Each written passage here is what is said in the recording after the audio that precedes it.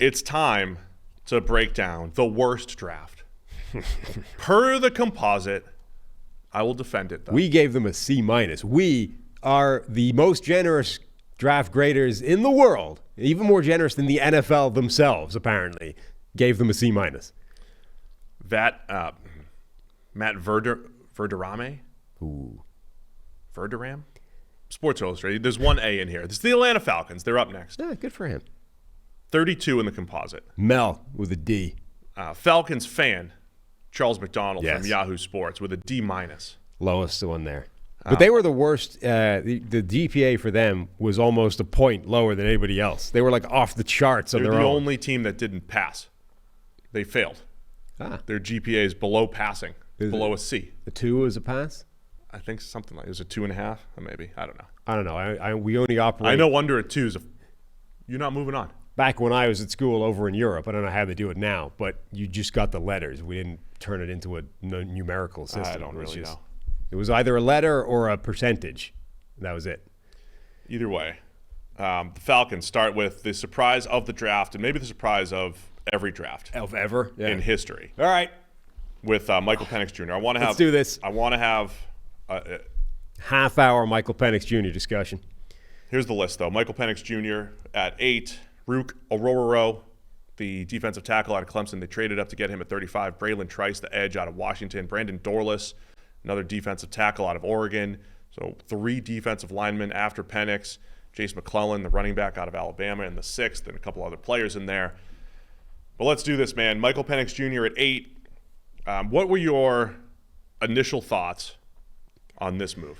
I was talking to somebody about this yesterday on a podcast on one of the 17,000 I've been on in the last week. I was sort of saying, so we were, I think, on the low end of the scale in terms of shock live, you know? Like some people, there's videos out there, like Nate Tice goes full Thierry Henry of clutching somebody's knee when it happens on the Athletic show. And I think you and I, because we know Zach Robinson and I've sort of talked to him a bit about the quarterbacks pre-draft, we knew how much Zach and the Falcons loved Michael Penix Jr. So I think part of it was a sort of, okay, it's shocking, but immediately you're like, it kind of makes some sense because we knew they loved him. Yeah. And then the other part is, for me anyway, I don't want to speak for you, but so there's the immediate part of, okay, that's wow. And then, yeah, okay, I get it. And then the next part was, all right, what can I actually say out loud into a microphone, having talked to Zach and stuff and knowing some things, you know? So I was trying to calculate what I'm actually allowed to put out there. There was enough out there, too. I mean, when Penix worked out in Seattle, the whole Atlanta team, all the brass went out there. Multiple people, actually, because this happens after the fact, right? But Baldy had, called, hey, they might go QB in the first round. Yeah. Before the fact. Somebody else had called it as well. What's his name? Damn it. Ovi Mahaley, the old fullback who does some media stuff. He'd called Michael Penix, actually, in the first round. So people had put this together previously, but it remains one of the most shocking draft picks of all time. And I think what makes it so amazing is various elements of this move, this idea, have happened before, but not all together at the same time. It's like the perfect storm of shocking pick, right? The element that being, let's call it, big investment in multiple quarterbacks, whether it's financially or in draft capital. That's that's happened a handful of times, but never in the exact scenario that the Falcons have done. Right. It's the big investment in a future quarterback that won't start now and actually won't start probably for 2 years, having just invested in a free agent quarterback. And a pick as high as this. Like, all of these things together haven't happened. We've got various elements. Like, obviously, Jordan Love was drafted in the first round when the Packers still had Aaron Rodgers. Aaron Rodgers was drafted in the first round when they still had Brett Favre.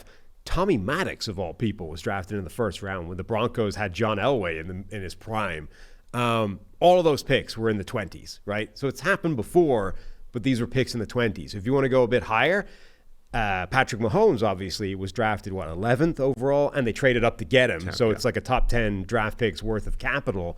But Alex Smith he only had 1 year left, right? It was towards the end of the Alex Smith thing. So there's just not this exact dynamic of such a high draft capital with multiple years of runway.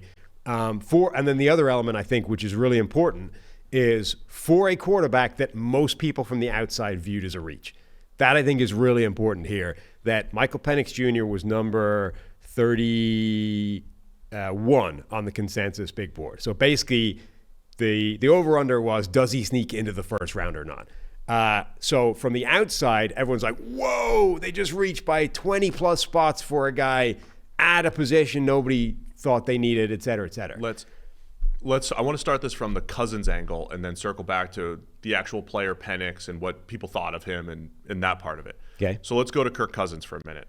He just signs a 4-year, $180 million contract. Yep. So I believe so much of the instant reaction is because that number, 4 years, 180, is in everybody's mind. Right. You just signed Kirk Cousins. He was the best quarterback on the free agent market, and he's a top 8 to 10, 12 quarterback in the NFL, wherever you want to rank him. So that's Kirk Cousins. Realistically, though, we need to look at this as a 2-year contract. Yes, and I would hope everybody listening to this podcast is clued in enough, given if you've listened to any amount of time, to know that headline number, years attached to contract, is not the real number, right? You know that every contract that's signed in the NFL, generally speaking, functionally is a shorter deal because it's guaranteed money, right? The deal stops becoming real when the guaranteed money runs out, because at that point you can do whatever you want, whether it's extend him, whether it's get rid of him, whatever. So Cousins signing a 4-year deal in the same way that Daniel Jones a year ago signing a 4-year deal is not real. Daniel Jones is now 1 year into his 4-year deal, and we were talking about drafting his replacement in the top of the draft. That's probably going to end up being a 2-year deal, and the Cousins deal is similar in terms of certainly after 2 years, you can get out. So here's what the contract looks like. Year 1, Kirk Cousins in his age 36 season right now, by the way. Coming off Achilles, $25 million cap hit. 2025, he'll be 37, $40 million cap hit. Obviously, if they were to cut Kirk Cousins this year or next year, there's a massive dead cap hit. Next year's dead cap hit, if they released him or traded him before 2025, they're eating $25 million, which isn't egregious, but it's a big number. As soon as 2026 hits, it's basically the contract is over. I don't see Kirk Cousins, even if they didn't draft Michael Penix Jr., right, as a 38-year-old with a $57.5 million cap hit in 2026. So if they were to release him before 26, the Falcons save $32.5 million. Well, There's no dead cap hit there. They're saving money.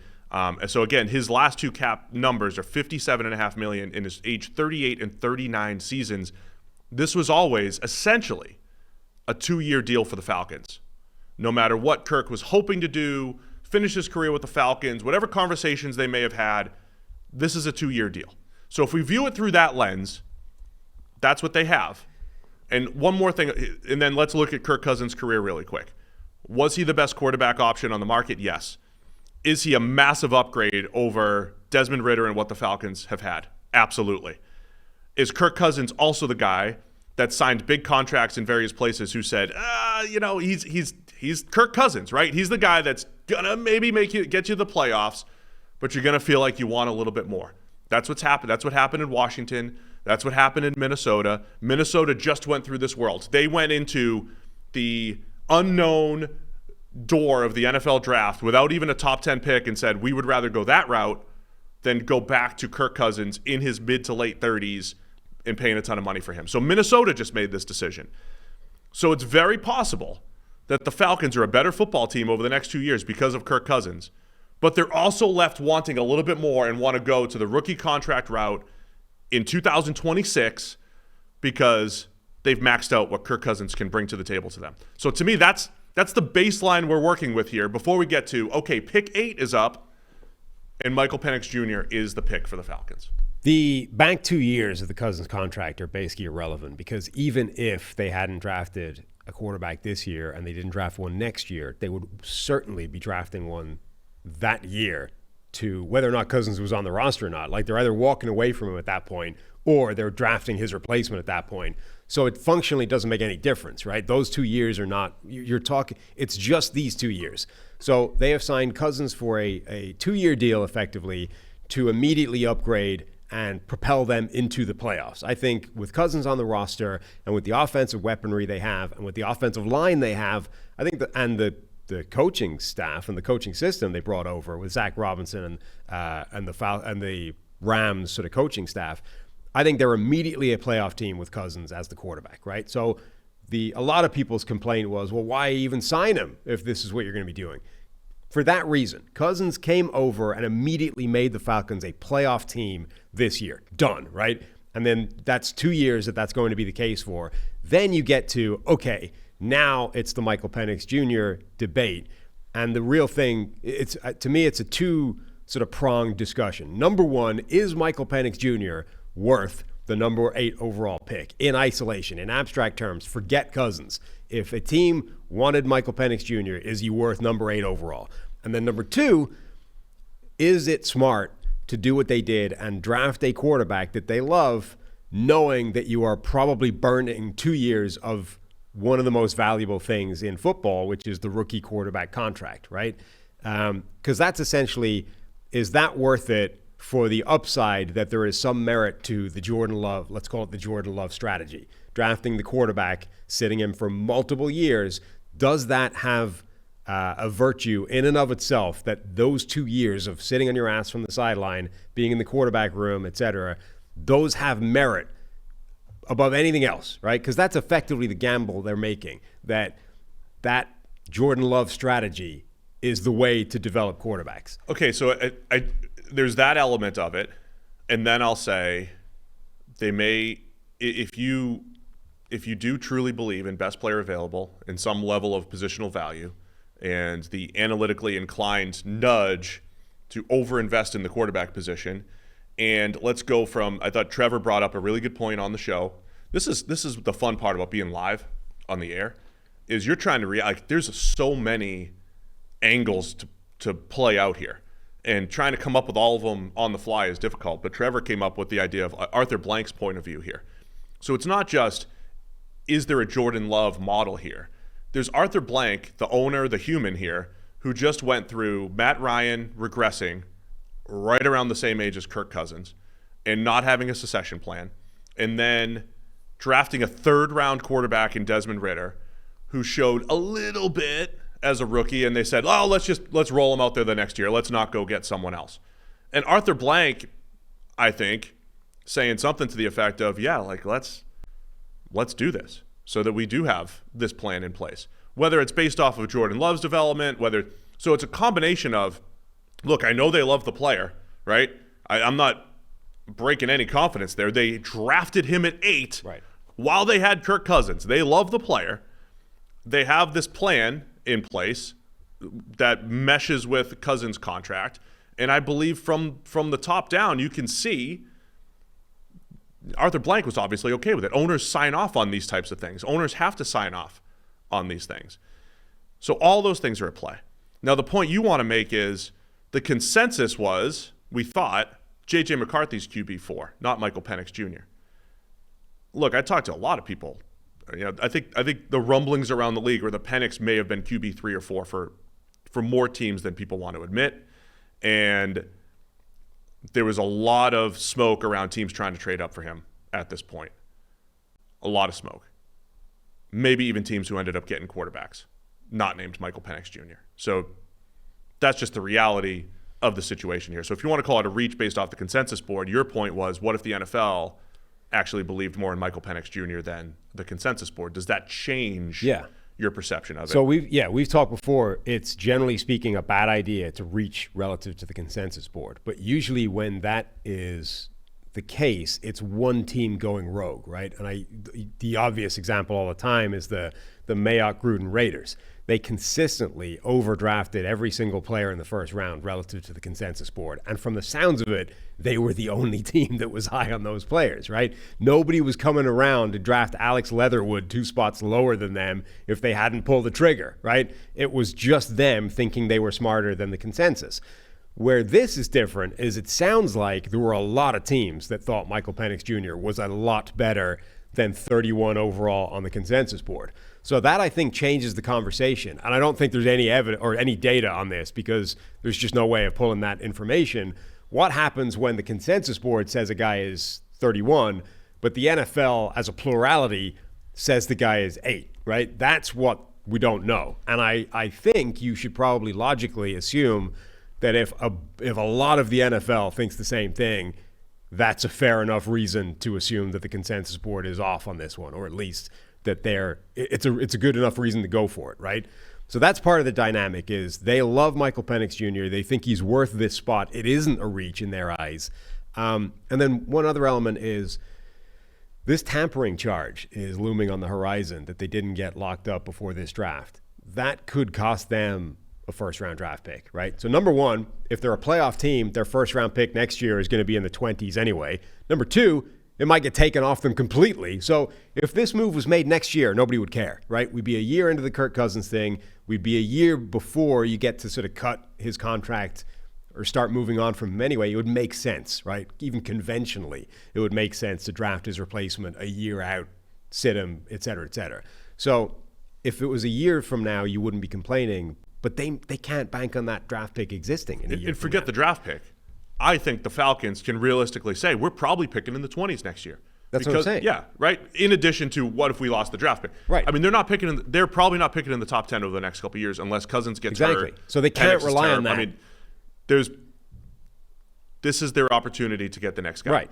The other thing I'll say, if you listen to PFF NFL podcast a lot, I do bring up crazy theories on overinvesting in quarterbacks. And so historically, when teams overinvested in quarterbacks, you brought up some of the scenarios, but what if teams just did this more often? We always bring this up. What if they did this more often? The sacrifice is a starting caliber non-quarterback position, which we know is in a whole different world of value when it comes to the NFL. The quarterback is the most important position.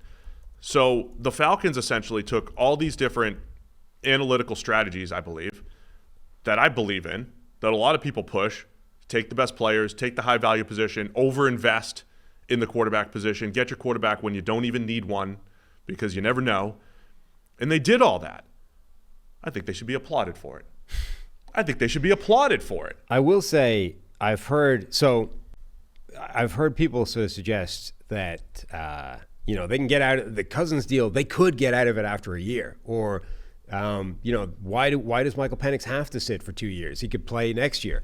I do think that if that is real, and if Penix ends up starting in the 2025 season, I do have a problem with it now. Right? Not because the pick was wrong. I have a problem with the Cousins contract at that point. Like, I think if the stipulations are Cousins plays for 2 years, is a playoff caliber quarterback. After 2 years, we transition to Michael Penix and we take advantage of the Jordan Love theory and the 2 years on the development of the 2 years on the sideline of his development ensure an orderly transition at the most important position in the NFL.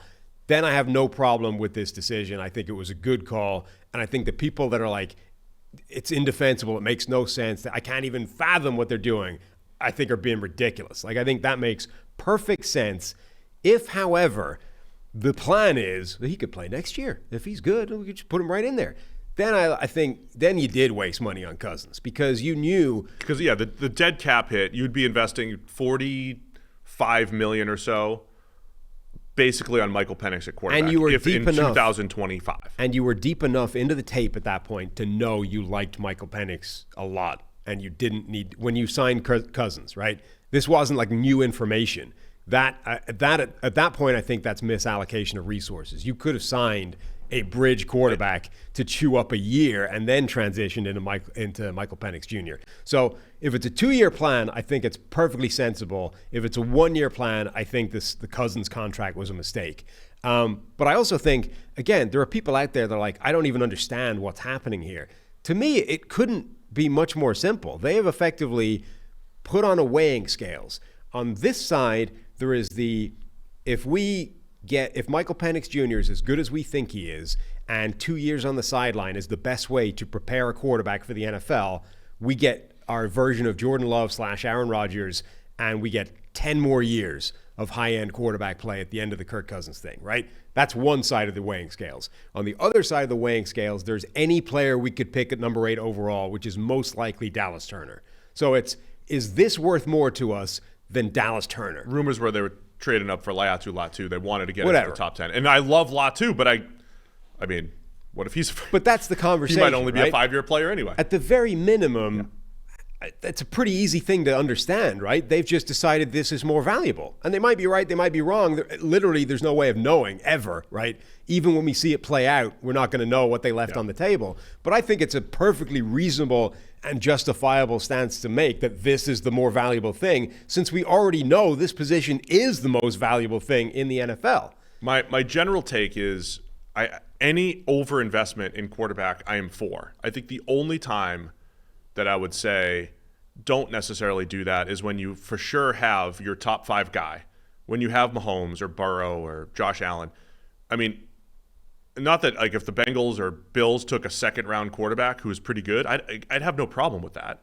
But when you know for sure that you have that guy, then it's like, all right, build the infrastructure around them. That's why I've changed my tune, man. Like I didn't love the Jordan Love pick at the time because of 2 reasons. I didn't love Jordan Love, the prospect. And this is where your point is. A lot of people didn't love Michael Penix Jr., the prospect, and can't fathom why you would pick that guy at 8. So that's fine. I get it. So I didn't love Jordan Love as a prospect, and I thought that the Packers were on the verge of the Super Bowl, and that the one first-round player was so much more important. I don't think no team is ever one player away. They're never one non-QB away. So that's what you're sacrificing, right? You're sacrificing a starter. You're sacrificing a fine and good player. But I think I was wrong about the Packers thing. Again, there's this other world that we don't know where if the Packers drafted this other player, would that have actually propelled them to an NFC championship and helped them win a Super Bowl? Because they were that good that you're talking about, that type of difference. The Falcons, I don't think, are that good where we're talking about the difference in a Super Bowl or not based off the 8 overall pick. So let's say I was wrong in 2020 for questioning that. I've decided I'm never going to question overinvestment in the quarterback position. There's too many examples now of either teams who didn't do it, right? Like extreme examples. Like what if the Washington football team did not draft Chase Young, the surefire best prospect in the draft, and they drafted Tua or Justin Herbert? Washington, back then, would they be in QB purgatory the last 4 years? They wouldn't have been. So I'm not going to question this. Sam Bradford signed a contract, and then they drafted Carson Wentz.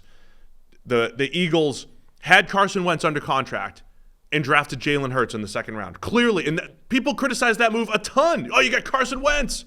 Oh, he's a little fragile. He might feel bad.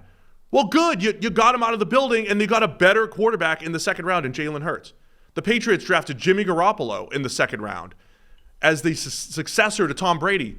And that spurred Tom Brady to the best run maybe in NFL history for a quarterback. And then they also flipped Garoppolo for a second-round pick later. So they basically spent a second-round pick to have a backup quarterback for about 3 years and then got a second-round pick back. So the overinvestment in the quarterback position, just off those examples, has a pretty good history there. Yeah, I didn't love the Jordan Love draft pick at the time, in part because I just didn't think that a wildly raw, inaccurate prospect like him would come good, right? It wasn't because I didn't like the idea of drafting Aaron Rodgers' replacement necessarily. It's just because I didn't think Jordan Love was going to be the guy. Now, it was also like we're just sort of assuming that Jordan Love is the guy he looked in the second half of the season, and I think that's a reasonable assumption to make absent additional information, but we're not sure on him yet. You know what I mean? Like he could easily just go backwards and suddenly the Jordan Love thing doesn't even look like the right approach. But let's assume it is, right?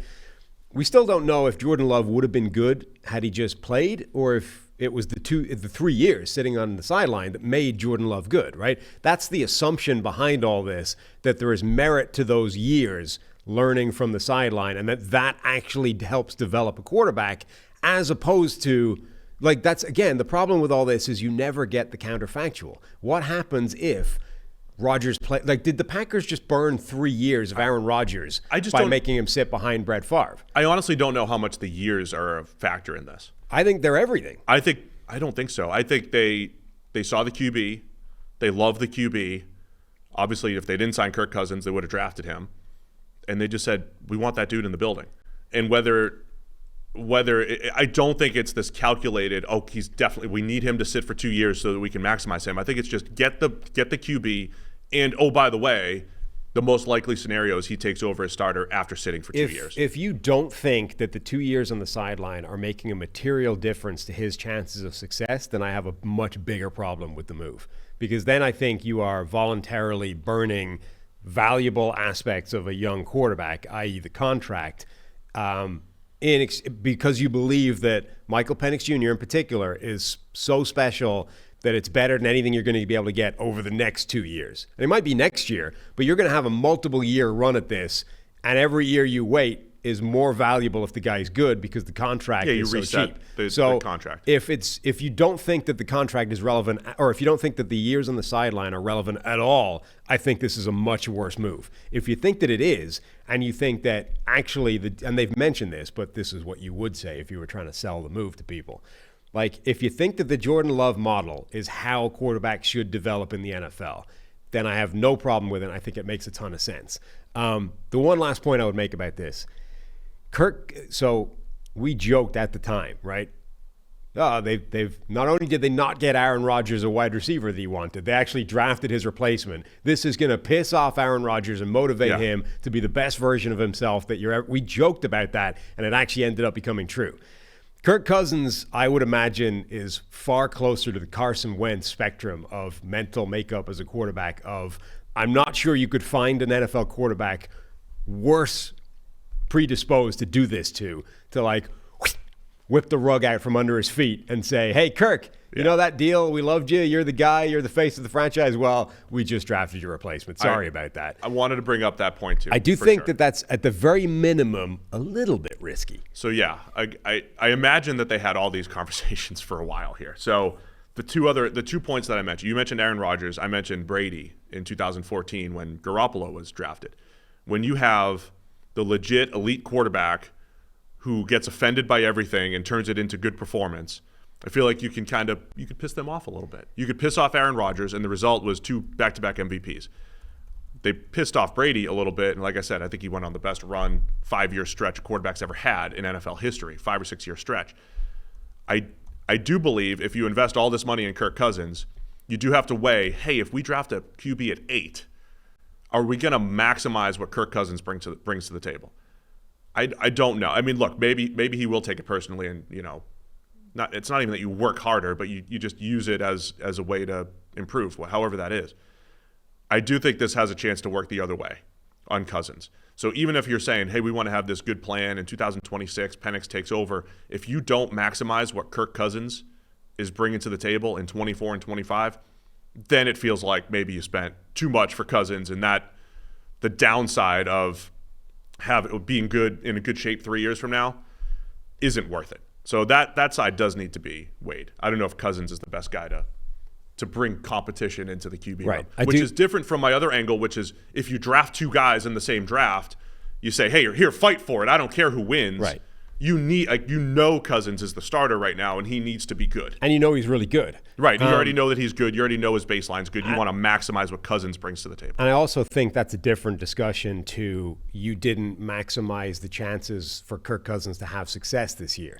Because that's another thing. It's like Cousins isn't Patrick Mahomes. You need to put the best team around him as humanly possible. And you passed up the chance to do that by drafting a quarterback. I think, number one, that offense is already pretty stacked, right? They've got weapons everywhere. They've got a really good offensive line. His side of the ball should be really good. What you really passed up the opportunity to do was to add an individual defensive player to the group. And I think, honestly, that moves the needle way less than A, you think it does, and B, getting an orderly succession plan for the next 10 years does. So the payout of hitting on the quarterback is astronomically higher than just finding another starter, even if he's very good. So the risk to me is not, we undermined Kirk Cousins' ability to win games this year because we didn't give him a defensive end. The risk is we undermined Kirk Cousins' ability to win this year because we might have just planted the seed in his brain that he's on borrowed time, and Kirk Cousins might not be the best human in the world to do that with. All right. Did we hit every angle on the Penix? Penix as a player, by the way, cannon for an arm. Love the way he throws the ball outside the numbers. One of the downside is we did see both of his tackles drafted in the first 2 rounds, his 3 receivers drafted in the first 3 rounds. Like, that was a loaded supporting cast at Washington. But I do think Penix probably won the Top Golf alpha test. I mean, that's why. And he's got really good tools. That's what it all comes down to. He just, Seems like he's that chip on the shoulder type of guy that tends to work out for people. What this really is the Falcons had a mole in the Top Golf. Yes. Maybe in the staff. And they identified Penix is the guy. They knew who won. They know who won the alpha test. As for the rest of the Falcons draft, I thought it was all right. I mean, Brandon Dorless, probably my favorite pick there. Really like that of the defensive pick. lineman, and Braylon Trice. I think they're both good players for where they got him. Trice at 74, Dorless at 109. I think Rook, Aurora at 35 was a little high. He felt more like a rotational defensive tackle for me. He does have very good athleticism, good get off. He has potential, young football player. So there is something there, but we see a 67 pass rush grade, solid run defense grade. He's a disruptor, but I think he's got room to grow. He felt like a Trent Baalke pick, like a guy that's a better athlete than a player right now, and it's more of a project. And again, don't dislike him as a project, but at 35 overall, that just felt fair. Like Brandon Dorless is a better player to me than Rook Aurora, and yet he was drafted 2 rounds later. Yeah. If they'd flipped the order, I would have been happier about it. But if you're okay with the sort of overdrafting with what seems to be a reach for him, then I think they offset passing up on an edge rusher in the first round to come back with their next 3 picks and add defensive linemen. That's not a bad strategy. The last thing I'll say, I mean, all of my draft axioms, draft the best players, focus on positional value. You're not just drafting for this year. It feels like everybody that graded the Falcons horribly, besides being wildly surprised or maybe not liking Penix, was just focused on this year and drafting for needs. And that's why they were last in the composite. And I think it's harsh. One more pick I would mention is Jace McClellan, the running back from Alabama, in the 6th round. So I've said this before, like we go do the running back rankings. I'll watch the top guys that I'm supposed to watch. I'll watch anybody where the grade suggests you should have a look at this guy because he's crazy. And then the last thing I do is I go and watch running backs from absurd powerhouse SEC schools, right? Who are Georgia sending to the NFL this year? Who are Alabama sending to the NFL this year? Because the chances are those guys are high-end recruits who are very good athletes. And let's see what they have. And Jace McClellan is somebody whose tape I liked a lot more than his grading, which isn't to say I'm right and the grading is wrong. I literally wrote in the notes like buyer beware because his grading is not good. But like he looked good on tape. He's a really good athlete. He gets skinny through gaps. He didn't have that many gaps that needed to get skinny at Alabama with the J.C. Lathams of the world paving the way for him. But he's got good burst speed, all those kinds of things. Like he could be a useful player for them. Is that it on the Falcons? I got one last thing, and this is going to be way too anecdotal. Okay. But the idea of overinvesting in quarterbacks and taking them. Remember that whole rumor, like Bill Polian said, I had a first-round grade on Tom Brady in right. 2000. Well, what if the Colts? This really is an example of like doing that. Right. Yeah. What if the Colts said, okay, we already have Peyton Manning, but we're going to draft Tom Brady just because he's the best player. And I'll say this. I mean, I think Brady's better than Manning over time in the NFL. He would not have beaten out Peyton Manning as the starting quarterback for the Indianapolis Colts. He just wouldn't have. So, but if the Colts had stuck to that strategy and, drafted the quarterback, they maybe would have won 4 or 5 Super Bowls because Tom Brady wasn't with the Patriots. So draft the quarterback. I mean, what if the Saints may have been they denied this, that they were trying to trade up for Penix, but what if your rival was going to get the quarterback that you love, that you think is so great, your rival was going to get them, and he's just sitting on your bench, then you can't lose to him. Yeah, like this is really just as an example of, if you really believe in the player and the positional value that much. Right. You hear that all the time. I had this amazing grade on this quarterback, and then everyone always says, well, why wouldn't you draft him at that spot if you did, right? Well, this is an example of exactly that playing out. The Falcons apparently had an amazingly high grade on Michael Penix Jr., and when everyone else says that would be crazy, they selected him at 8 overall because of that grade. So from that perspective, it is doing the thing that everybody always says, well, why didn't you do that? They did it.